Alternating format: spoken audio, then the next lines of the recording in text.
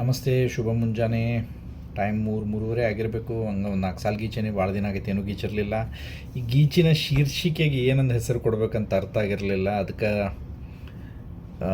ನಾ ಕೊಟ್ಟಿರೋ ಶೀರ್ಷಿಕೆ ಬಂದು ಹಿಂಗೈತಿ: ಪ್ರೀತಿ ಎಂದರೆ ಇದೇನಾ. ಸಾಲಿನ ಶೀರ್ಷಿಕೆ ಪ್ರೀತಿ ಎಂದರೆ ಇದೇನಾ. ಸಾಲುಗಳು ಹಿಂಗದಾವು: ಎಲ್ಲೋ ನೋಡಿದ ಅವಳಿಗೆ ಕಿರುನಗೆಯ ಬೀರಿ,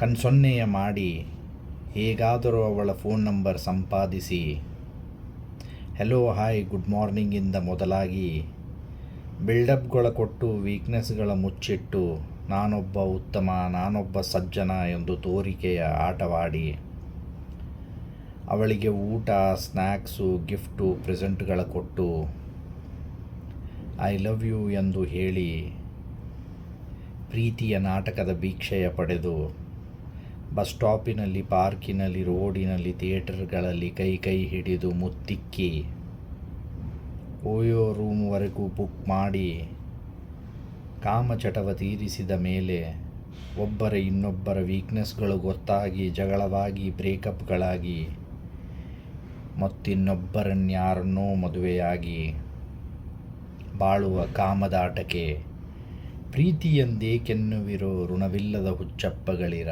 ಪ್ರೀತಿಯೆಂದೇಕೆನ್ನುವಿರೋ ಋಣವಿಲ್ಲದ ಹುಚ್ಚಪ್ಪಗಳಿರ. ಋಣಿ ಋಣಿ ಋಣಿ.